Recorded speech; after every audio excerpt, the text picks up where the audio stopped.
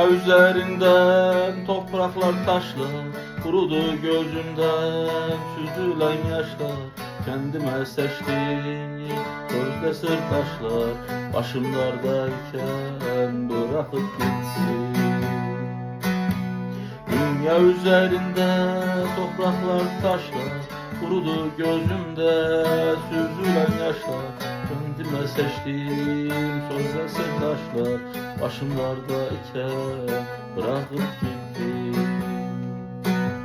Çekilmez derdimi sevda yarası, merhemi de yoktu alıp süresi. Bahası biçilmez ücret veresi, bütün yollarımı kapatıp gitti. Çekilmez derdimi sevda yarası, merhemi de yok ki alıp süresi. Bahası biçilmez ücret veresi, bütün yollarımı kapatıp gitti.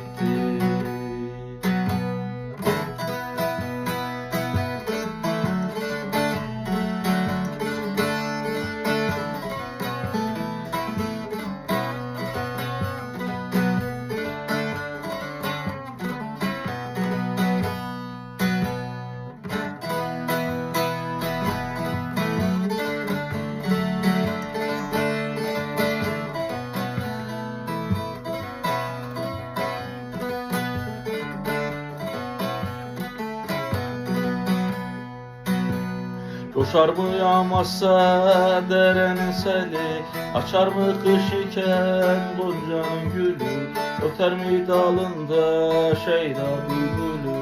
Baykuşlar dalıma tüneyip gitti, baykuşlar dalıma tüneyip gitti.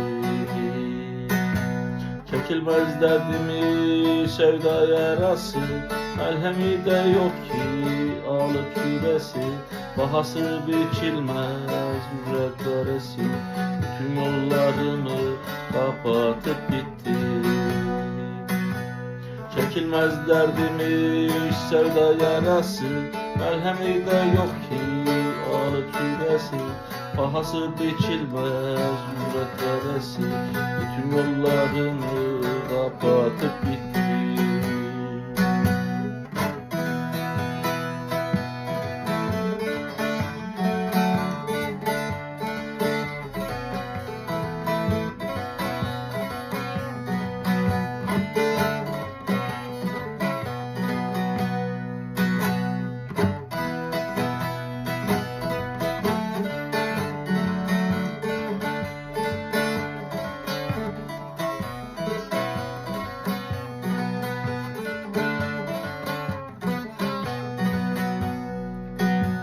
Gün dolu yerin yok o boş yürekte, yalanmış her sözcük dua dilekte.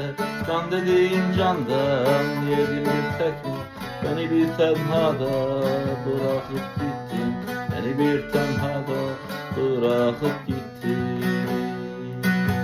Bu bendeki yara dostun yarası, merhemi de yok ki alıp süresi. Bahası biçilmez ücret veresi, bütün yollarımı kapatıp gitti.